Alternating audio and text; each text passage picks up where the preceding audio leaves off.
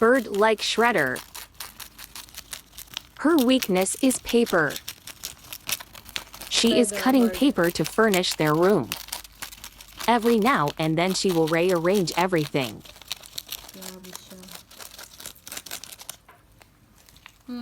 Finish? That's it? Ilalagay niya sa likod niya. Oh, you want more? Oh.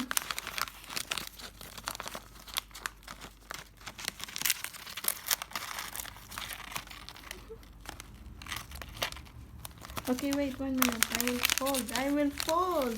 I will fold it.